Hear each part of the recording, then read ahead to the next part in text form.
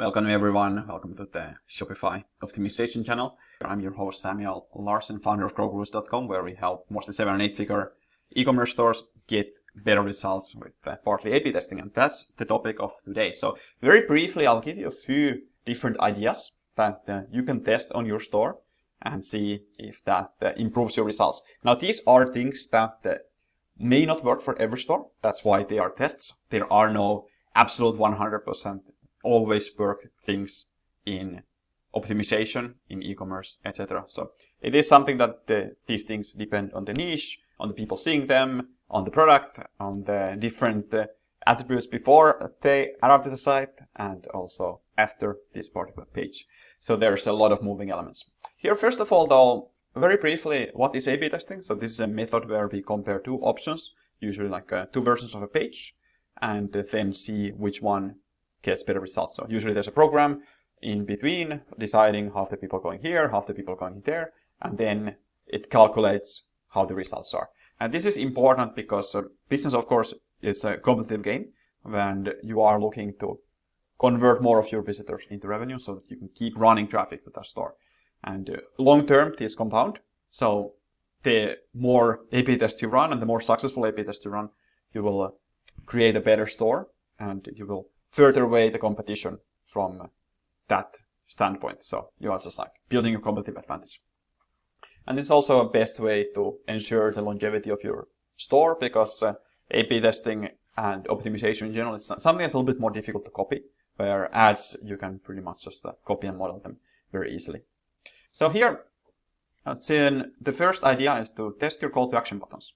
So the call to action button is a way for you to get people to the next step. And it's important to test it to see if this actually works as well as it could be. So there's perhaps something on the copy front where we've seen, for example, buy now versus view product. View products sometimes have performed significantly better than the buy now on the category basis. You can similarly have on the checkout, for example, if you have checkout now, you can test proceed to checkout and perhaps test that with the lock icon as well.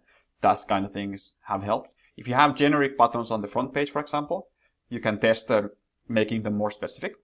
So instead of having a view more, see see bikini tops or something like this. So you have more clarity there.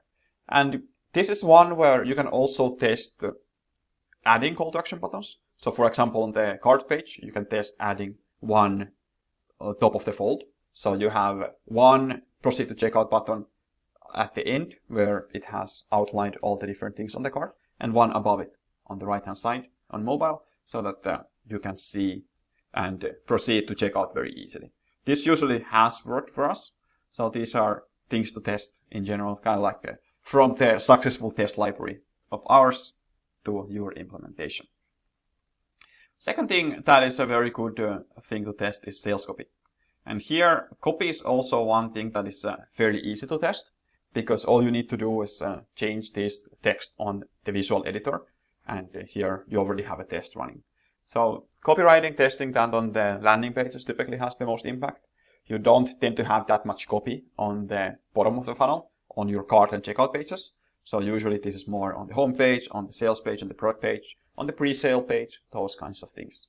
This has to have the biggest thing that of course you're communicating through copy, so it has a significant impact on that first impression of the visitor, and that's the first things that they start reading. So you start formulating this impression very quickly, and that's why copy can have such a big impact on how visitors behave on the store, especially headlines, because headlines do get read a lot more than body copy.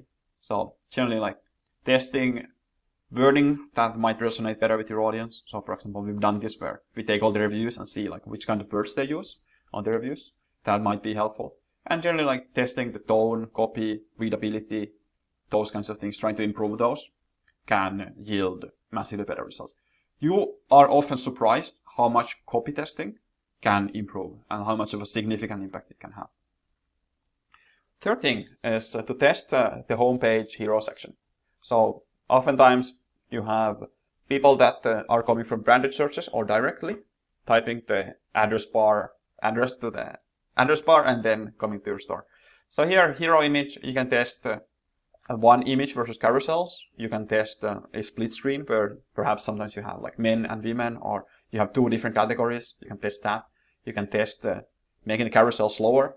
So these are all tests that you can run. Generally, we found that making carousels into a single image with a clear value proposition and guiding them to a collection that is popular or bestsellers, trying to get them to some kind of endpoint where they likely would have products that they would be curious to purchase, then that tends to do very well for us. And usually carousels are more like distractions.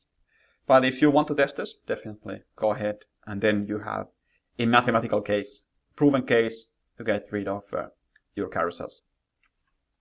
Number 4, testing the express checkout option. So by default, you tend to have this implemented on Shopify. There's 2 places you can test this. So often you have the express checkout on the cart page, where you have all this Amazon Pay, PayPal, Google Pay, they're making their way in there. So you can test removing those. You can test having them on the first page of the cart instead. And this is where it competes with the add to cart, where now you have to make a choice whether you want to commit to the add to cart path or the express checkout path. Another test that you can run when it comes to the checkout thing is on the product page, where many themes have the more payment options option, and testing removing that and just having the add to cart instead is usually a winner for us. And it has been such a consistent winner that we actually stopped testing it and now just implement it without testing.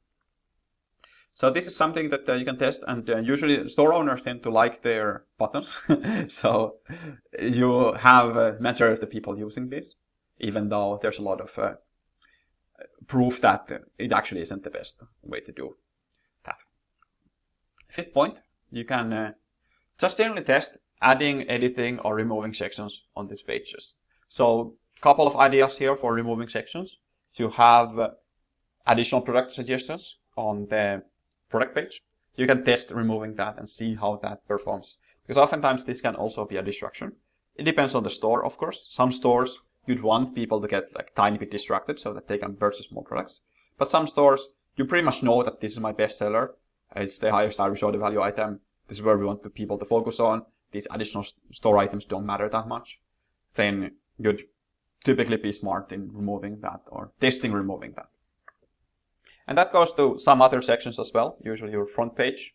If you can test adding some kind of multiple pathways to the products and testing, giving them an impression that there's a wide variety of possibilities. That typically works well for us.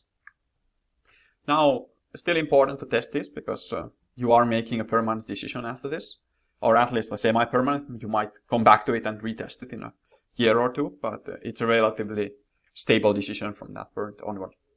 So here's some other things that you can also test. So you have blogs on the homepage, for example. You can test removing those. You can test adding those, and then typically featured collections on the homepage. Now, I cover a lot of these A/B testing topics on my videos, so definitely subscribe to the channel if you haven't already. If you like this video, like it. And the best video to watch next is the vital steps to do before launching an A/B test. I'm going to link into that right after this video on the next video. So if you need a guide on what exactly to do before you launch your A/B test, go check it out. Thank you for watching. See you in the next one. Cheers.